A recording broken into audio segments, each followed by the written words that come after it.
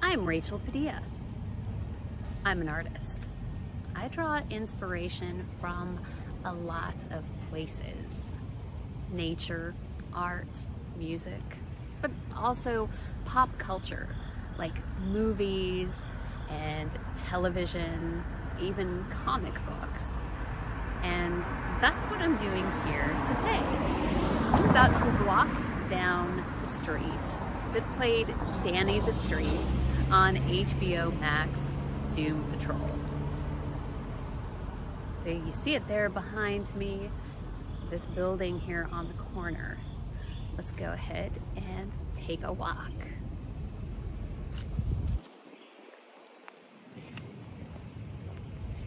Now, Doom Patrol has a lot of characters that I find really interesting and complex. Because if I'm gonna watch a show, I want it to be interesting. I want it to be inspirational. I think one of my favorite characters is actually Danny the Street, though, because Danny possesses a lot of qualities that I wish more people had, like compassion, love, and acceptance.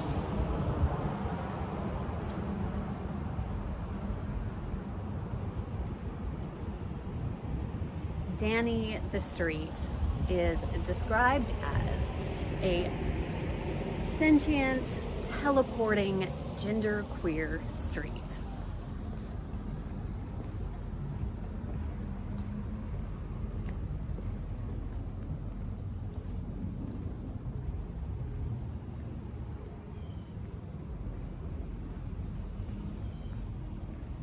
Danny is home to its citizens, which are called Danizens.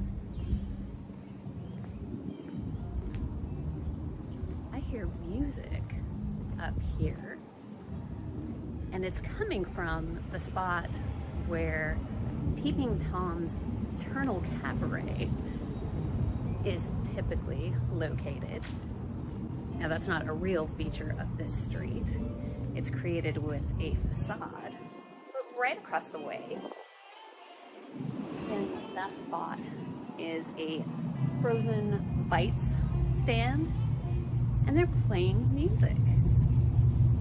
Kind of gives it a feel of an Eternal Cabaret over there. Very cool. Now, Danizens, the citizens of Danny Street, are persons that are misfits from the rest of society.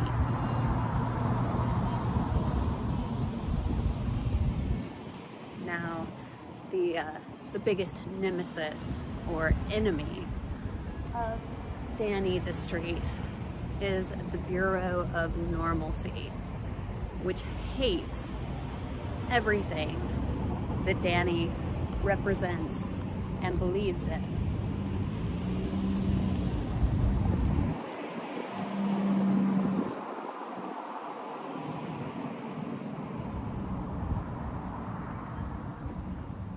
Danny is very protective of the citizens that live there, which is often why Danny is on the run, teleporting from place to place because of the Bureau of Normalcy. Now up here, I'm approaching the spot where the Eternal Cabaret is.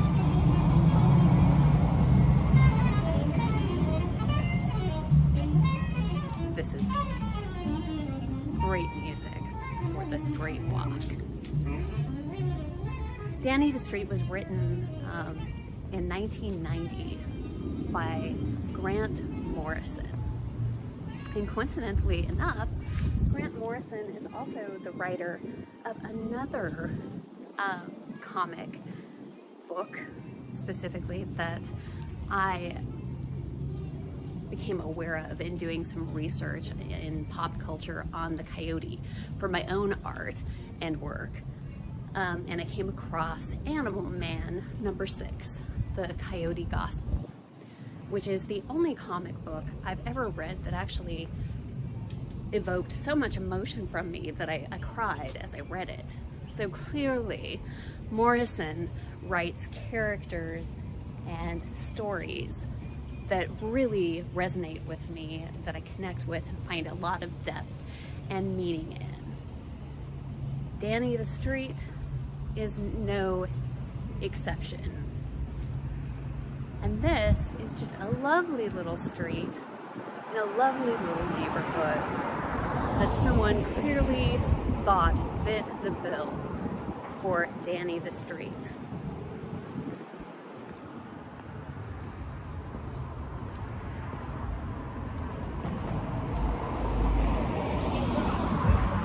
I hope that you find compassion, love, and acceptance in your life, like Danny offers.